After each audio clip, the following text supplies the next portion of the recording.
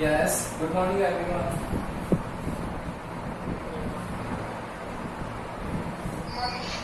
Good morning, good morning.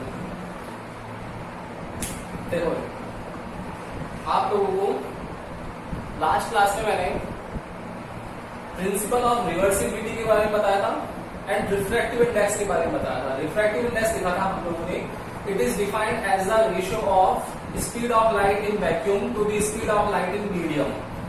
आप लोगों को जब भी रिफ्रैक्टिव इंडेक्स का फॉर्मूला पूछेंगे, आप लोग कभी भी स्नेल्स लॉ नहीं लिखना है। What is the define of refractive index? Snell's law नहीं लिखना है। Theta equals to C by V, ये आप लोगों की डिफाइन है। देन फिर मैंने आप लोगों को रिलेशन निकालना सिखाया था। तो रिलेशन बताया था मैंने आप लोगों को कि अगर आप लोगों के पास में सी बाई वी है तो इस सी बाई वी के अंदर आप लोगों को चेंज करके लिख सकते हैं हम लोग। तो सी बाई वी में चेंज क्या कर सकते हैं बेटा? क्या चेंज कर सकते हैं हम लोग सी बाई वी के अंदर? कि अगर हम लोग वहां पर वी की जगह लैम्डा एफ रखते हैं, सी इक्वल्स टू हम लोग लिखते हुए आए हैं एफ लैम्डा, वहां पर हम लोग एफ लैम्डा लिखते हैं, तो फ्रीक्वेंसी तो सोर्स पर डिपेंड करती है, तो वेवलेंथ आ जाएगी हमारे पास। तो आ जाएगा eta 2 over eta 1 equals to V1 over V2 equals to lambda 1 over lambda 2। वहां तक क्लियर है आप लोगों को? देन आप लोगों ने फिर प्रिंसिपल ऑफ रिवर्सिबिलिटी देखा था, n21 equals to 1 over n12। बोलो, इसमें भी कोई दिक्कत नहीं थी आप लोगों को? नेक्स्ट है आज का टॉपिक हमारा, काफी इंटरेस्टिंग टॉपिक है और आप लोगों के एग्जाम में आता भी है। तो डिफाइंड है आप लोगों के पास, इंपॉर्टेंट है किस चीज के लिए? ए होगा word critical angle. Critical angle, इसको डिनोट करते हैं आई सी से। आई इंसिडेंट एंगल के लिए होता है क्रिटिकल एंगल, तो आई, और क्रिटिकल के लिए यूज कर लिया C, critical angle. And T I R, T I R effect है, नाम होता है फुल फॉर्म इसकी total internal reflection. Total internal reflection. अब देखना कैसे परफॉर्म करेंगे इसको, ध्यान से देखना। क्रिटिकल एंगल की नेसेसरी कंडीशन क्या है बेटा? इसकी नेसेसरी कंडीशन है, नेसेसरी कंडीशन है कि लाइट जो है हमारी, वो लाइट ट्रेवल करनी चाहिए। कहां से ट्रेवल करनी चाहिए? जो लाइट रे है, लाइट रे should be travel from dense to rare medium। ये इसकी नेसेसरी कंडीशन है कि लाइट रे जो है वो ऑलवेज ट्रेवल करनी चाहिए from the denser medium to rare medium. अगर लाइट रे आप लोगों की रेयर टू डेंस करती है, तब कभी भी वहां पर आप लोगों का नेसेसरी कंडीशन जो होगी वो सही नहीं रहेगी।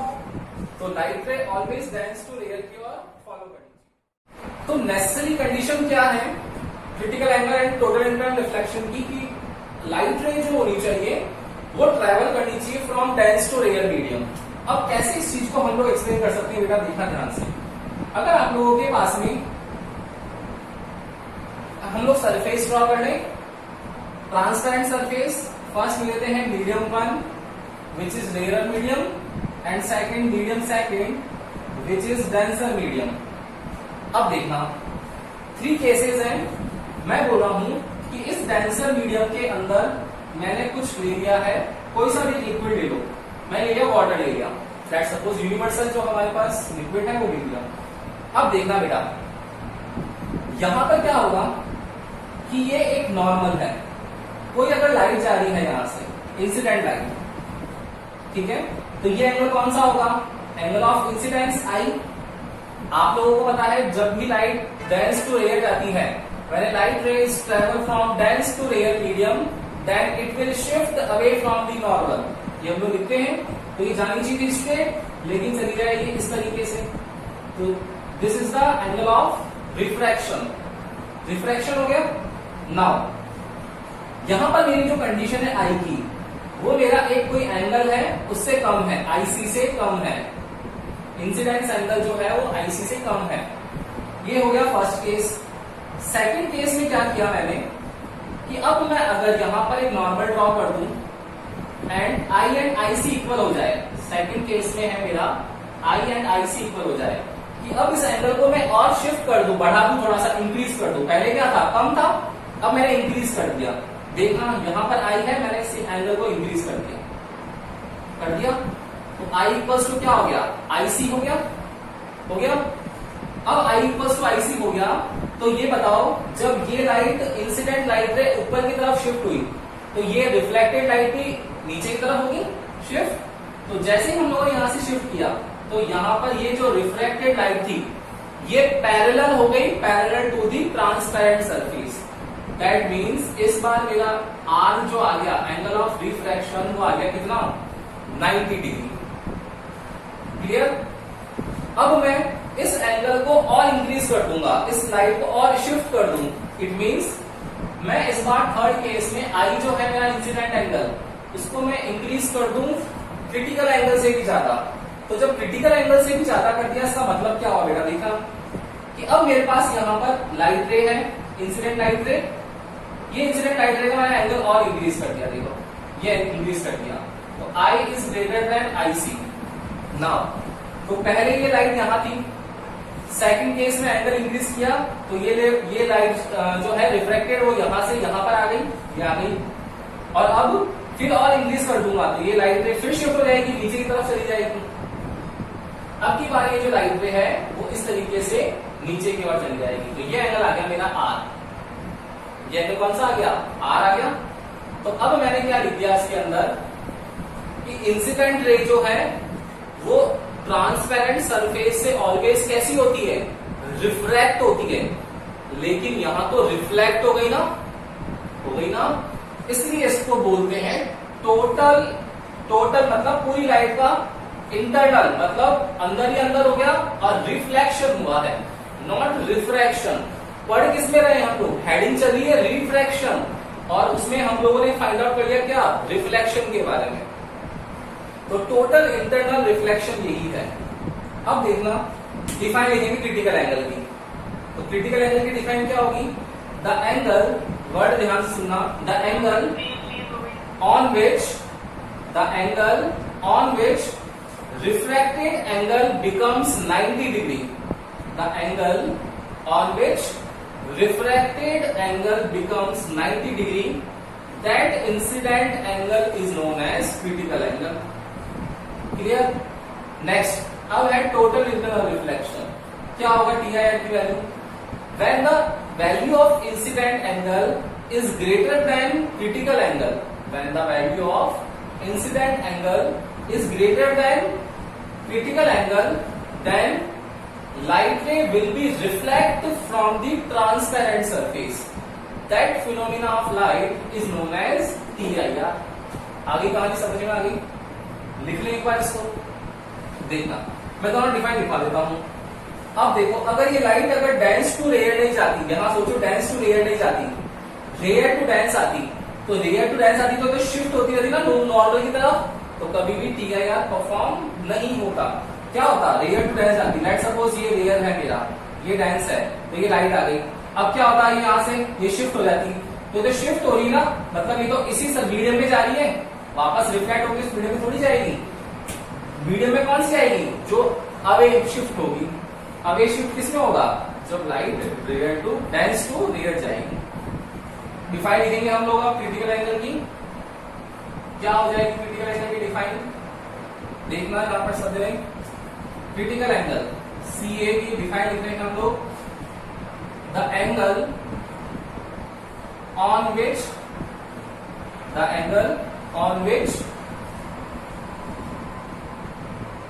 refracted angle,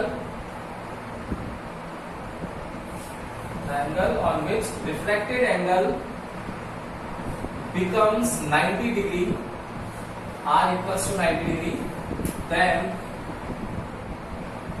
value of that incident angle,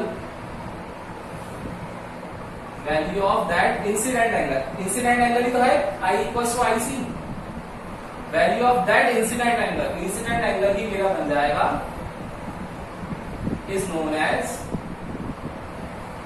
critical angle. Clear? तो the angle on which refracted angle becomes 90 degree, then value of that incident angle is known as critical angle. Clear? अब हम लोग लिखेंगे किसकी डिफाइन, सेकंड TIR की, total internal reflection. Reflection की define क्या है टोटल इंटरनल रिफ्लेक्शन की? when incident angle I is greater than critical angle IC, I is greater than IC, then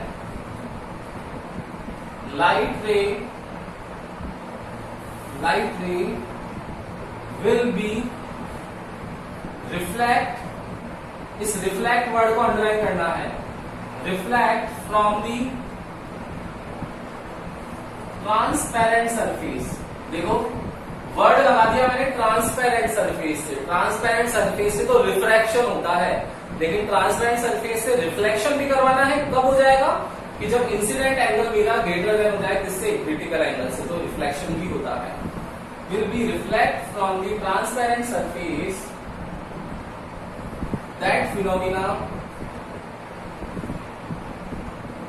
of light is known as TIR. Clear है ना दोनों defines? दोनों defines exam purpose से important है, आप लोगों के CBSE में पूछी जाती है, तो ध्यान रखना. इंसिडेंट एंगल जब क्रिटिकल एंगल से कम है तब तो रिफ्रैक्शन होगा, नॉर्मल रिफ्रैक्शन जो होता है. फिर इसकी वैल्यू इंक्रीज कर दें और IC के इक्वल कर दें, तब ये R90 हो जाएगा, और IC से बढ़ा दें तो लाइट रिफ्रैक्ट हो जाएगी. ये second case critical angle, third case total internal reflection TIR. So the angle on which refracted angle becomes 90 degree, then value of that incident angle is known as critical angle. And second TIR की define, when incident angle is greater than the critical angle, then light ray will be reflected from transparent surface, then that phenomena of light is known as TIR. Clear? Related doubt कोई भी है से तो पूछ लो, एक बार screenshot ले लो, नहीं तो स्क्रीनशॉट ले लो. यस, तो क्लियर है ना बेटा डाउट? कोई दिक्कत है क्या इसमें, इस टॉपिक में? नहीं है. नाउ अब हम लोग चल रहे हैं नेक्स्ट.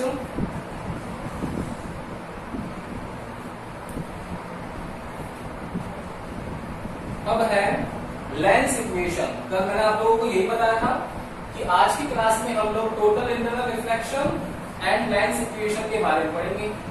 तो लेंस इक्वेशन पढ़ रहे हैं हम लोग आज. लेंस इक्वेशन क्या होगी? यस, देखना एक बार. अब आप लोगों को लेंस के बारे में पढ़ना है.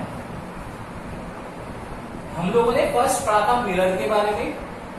तो मिरर में क्या किया था, स्फेरिकल मिरर पढ़ा था, और स्फेरिकल मिरर को कट कर देते हैं तो कॉन्केव एंड कॉन्वेक्स मिरर आता है. सेम यहां पर स्फेरिकल लेंस है आप लोगों के पास. क्या है? स्फेरिकल लेंस है. इसको भी कट कर दो, करो कट. तो कट करने से दो शेप आ जाएगी. कौन कौन सी? जो इसका ये पोर्शन है, ये वाला, इस पोर्शन का मिरर इमेज ले लो और उसको ज्वाइन कर दो. देखो एक पोर्शन ये वाला, इसका मिरर इमेज उसको उल्टा किया और इसको वापस ज्वाइन कर दिया, कर दिया. तो ज्वाइन करने से आप लोगों के पास में यहां से मिडिल पार्ट से तो थिक आ गया, एंड ऊपर से इसकी एजेस से थिन हो गया.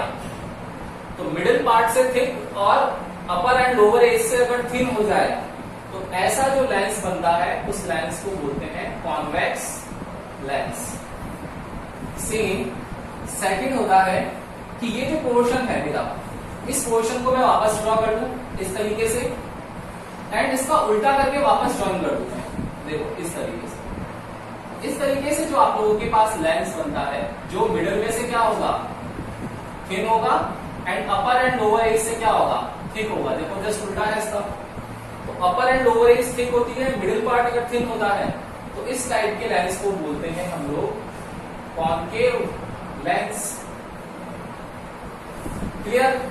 Now related terminology. अब देखना रिलेटेड टर्मिनोलॉजी में देखना बेटा क्या होगा.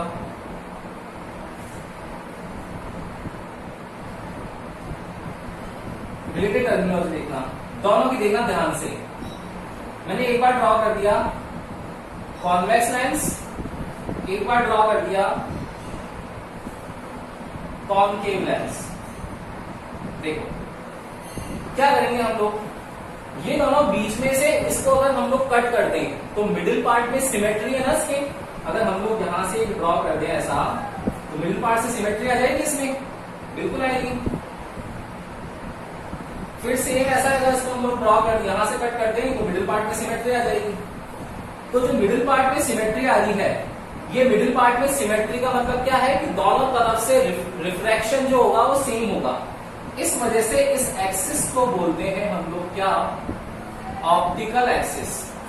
ऑप्टिकल एक्सिस क्या करेगी, जो भी हमारे पास में यहां पर आप लोगों के पास एक्सिस है, सेंटर पॉइंट से जो ड्रॉ हो रही है, वो यहां पर क्या करेगी, इसको सेंटर पार्ट से कट करेगी, मतलब इक्वली पार्ट डिवाइड होंगे। ये इक्वली पार्ट जो होंगे आप लोगों के, ये ऑप्टिकल एक्सिस के होंगे। ठीक है, ये ऑप्टिकल एक्सिस होगी। नाउ इसमें भी इसको मिडिल पार्ट से सिमेट्री कर दी हम लोगों ने, तो ये हो गया हमारा क्या, ऑप्टिकल एक्सिस।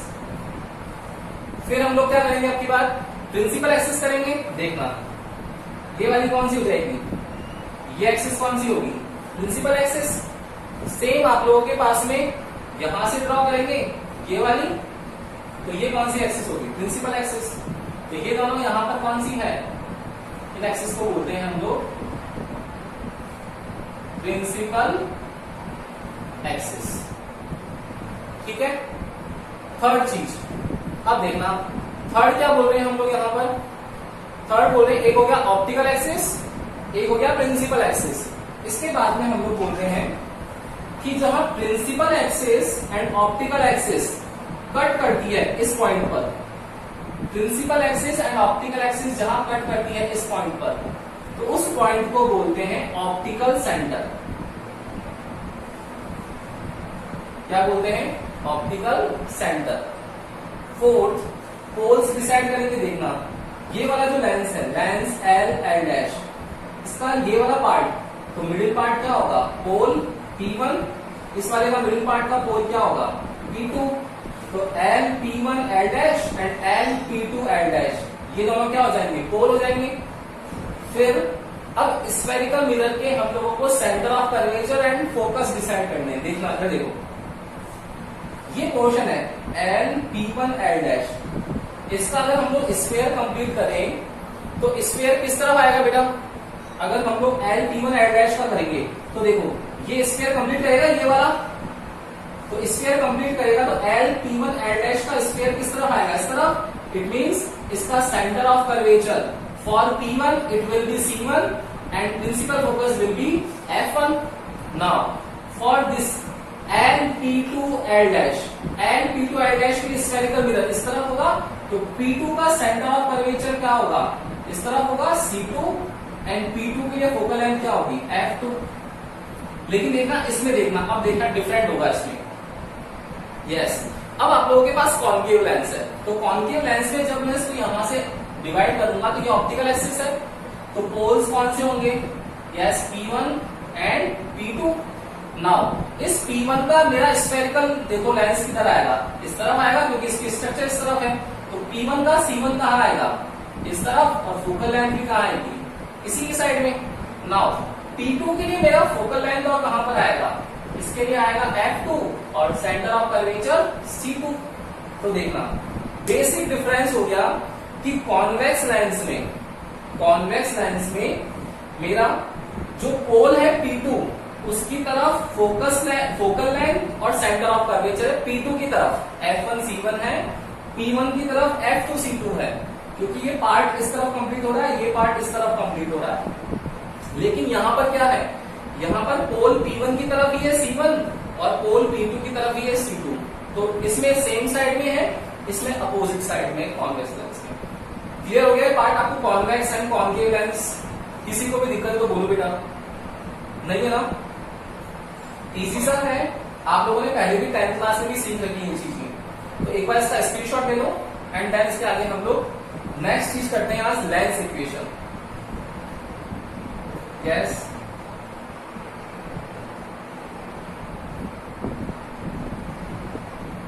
ले लिया स्क्रीनशॉट? अब देखना इसके आगे की कहानी है लाइन्स इक्वेशन।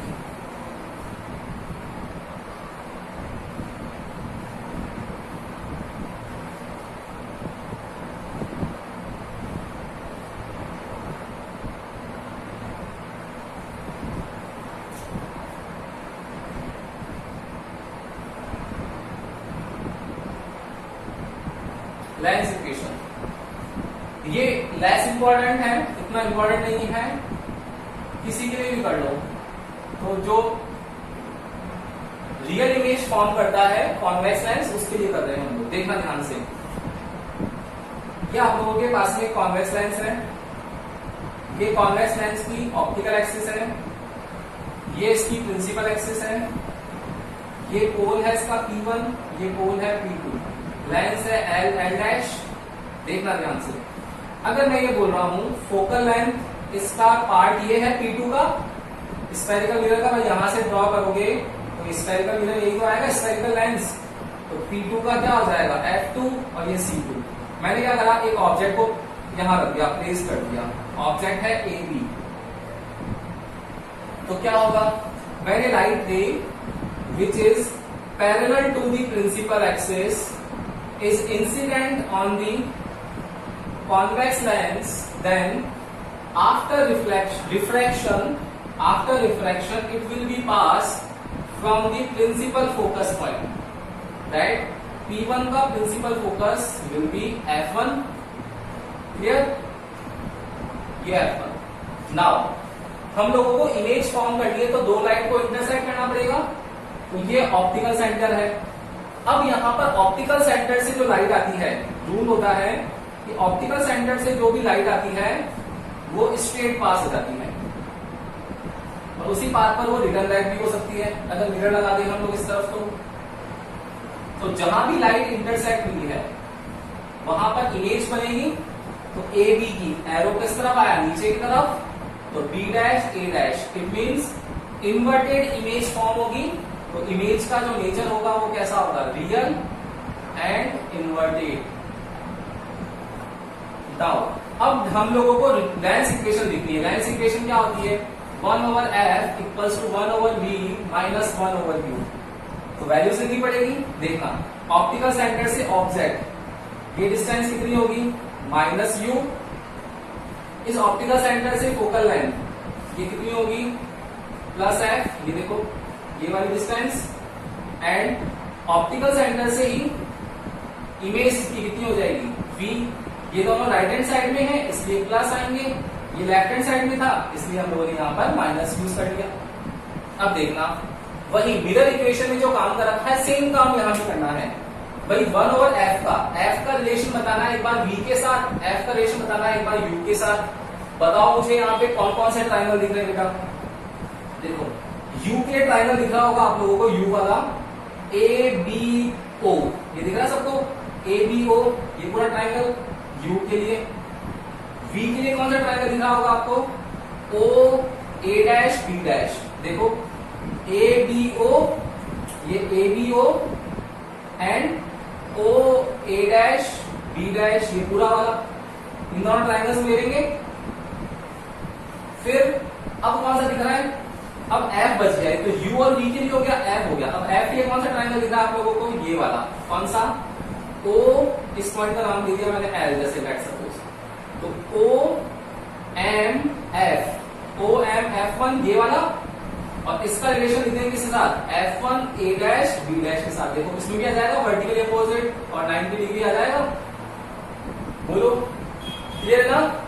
तो हम लोगों को लेंस इक्वेशन प्रूव करनी है, कैसे करेंगे फटाफट से देखना एक बार। रियल इन्वर्टेड हो गया, लेंस इक्वेशन के हम लोग प्रूव करेंगे। देखो ट्राइंगल्स लेंगे, कौन कौन से ट्राइंगल लेंगे, फर्स्ट लेंगे in triangle ABO OA dash B dash, U और V में रिलेशन आ जाएगा इससे। देखो U और V में रिलेशन आ जाएगा, तो in triangle AOB and triangle OA dash B dash. ठीक है, क्या होगा बताओ। फर्स्ट चीज ये एंगल और ये एंगल कौन सा है, वर्टिकली अपोजिट। तो फर्स्ट हो गया BOA, angle BOA is equals to A dash OB dash, A dash OB dash, vertically opposite angle. Second क्या लिख सकते हैं हम लोग, 90 डिग्री। तो BAO, angle BAO equals to OA dash B dash, 90 degree. दो चीजें लिख ली, दोनों एंगल्स हैं, therefore by angle similarity criterion, triangle AOB is similar to triangle OA dash B dash. सिमिलर है, इसके रेशियो लिखेंगे। नाउ रेशियो क्या लिखेंगे, देखो एंगल सेम है तो एंगल्स के अपोजिट साइड्स जो होगी वो भी इक्वल होगी। तो AB इसके opposite A dash B dash, तो AB over A dash B dash, पहले इस ट्राइंगल का लिखा तो अब इसका लिखेंगे AO ओवर OA डैश। ठीक है, ये हो गया आप लोगों के पास में। इसमें एक वैल्यू लिख दो, AB की वैल्यू देखो, AB पता नहीं है, लिख देते हैं AB, A dash B dash AO कितना है -U, OA डैश कितना है +B, तो -U over B equation first. अब लेंगे अगेन, अब कौन सा ट्रायंगल लेंगे, देखो अब F के लिए लिखना है हम लोगों को, U और B के लिए तो आ गया, अब F के लिए ट्रायंगल कौन सा दिख रहा है, ये वाला MOF1। इसका इस वाले ट्रायंगल से अगेन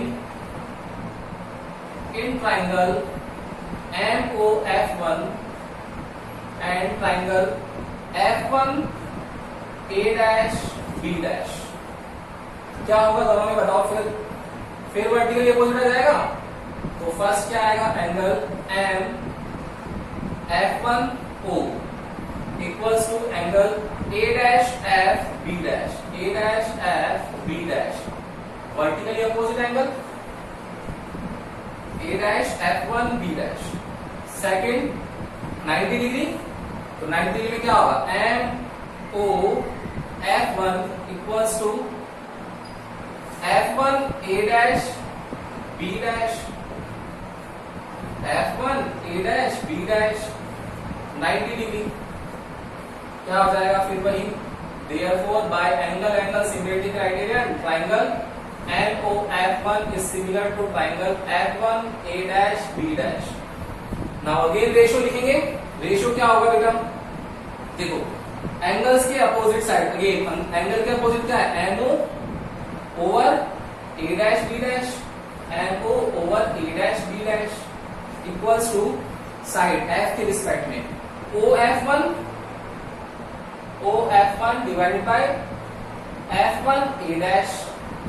अब देखो पैरेलल लाइट्स के बीच में डिस्टेंस सेम रहती है, ये और ये पैरेलल लाइट्स है क्या, तो MO इक्वल होगा किसके, AB के, तो बिकॉज MO इक्वल है मेरा किसके, AB के, देयरफॉर क्या आ जाएगा, AB over A dash B dash equals to OF1 over F1 A dash.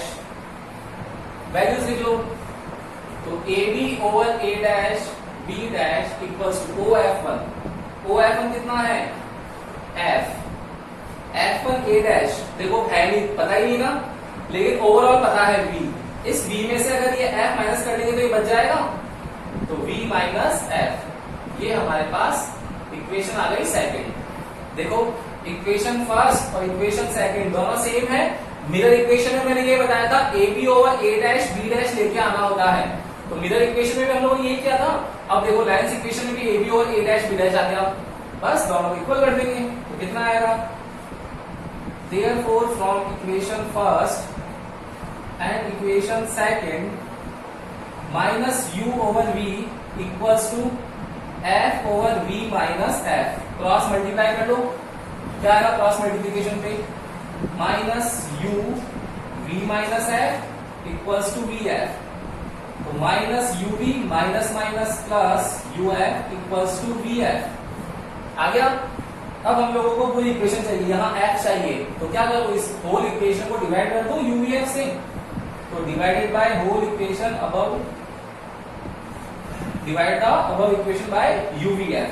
तो क्या आ जाएगा देखना, कितना आएगा यहां से, minus uv over uvf plus uv over uvf equals to vf over uvf। क्या आ जाएगा देखो, uv से uv कैंसिल हो गया, इस uf से uf कैंसिल हो गया, इस vf से vf कैंसिल हो गया, तो minus 1 over f equal plus 1 over v equals to 1 over u। इसको उधर लेके आ जाऊं, उधर ले जाऊं, तो क्या आ जाएगा 1 over f equals to 1 over v minus 1 over u। ये हम लोगों ने यहां पर प्रूव कर लिया है लेंस इक्वेशन को। बोलो कोई दिक्कत है किसी को उसमें बेटा? यस और नो? नहीं है ना, इजी है ना?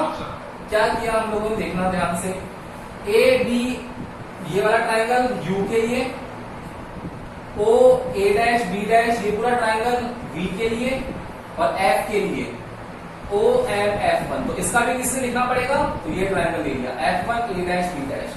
बस इन दोनों ट्राइंगल में, इन दोनों ट्राइंगल में सिमिलरिटी लिखनी है आप लोगों को, और सिमिलरिटी लिख करके रेशियो लिखना है। रेशियो लेकर के आप लोगों के पास डायरेक्ट यूवीएफ से डिवाइड करोगे, सेम आप लोगों के पास आंसर आ जाएगा। याद रखना है माइंड में कि A B over A dash B dash का रेशियो लेके आना है, चाहे मिरर इक्वेशन हो चाहे लेंस इक्वेशन हो।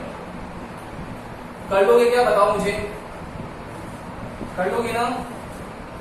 एक बार इसका स्क्रीनशॉट ले लो ढंग से, स्क्रीनशॉट ले लो पूरा बेटा फटाफट से।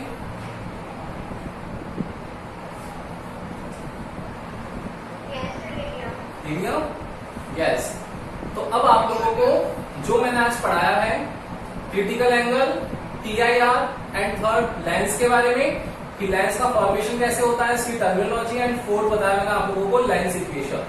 4 चीजें बता दी हैं आप लोगों को। ये चारों चीजें आप लोगों को एक बार वापस जाकर के YouTube पे पूरा वीडियो देखना है। आप लोगों को जहां भी डाउट आए, डाउट कर क्लास में आगे पूछ लेना है।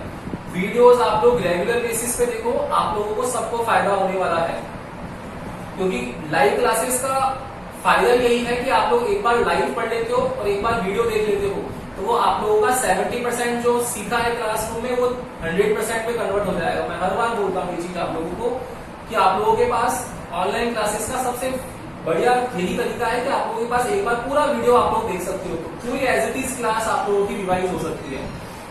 ठीक है ना? तो एक बार पूरा वीडियो देखना, जहां भी डाउट आए पूछना।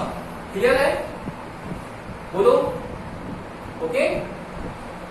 Good day, good day, good day बेटा।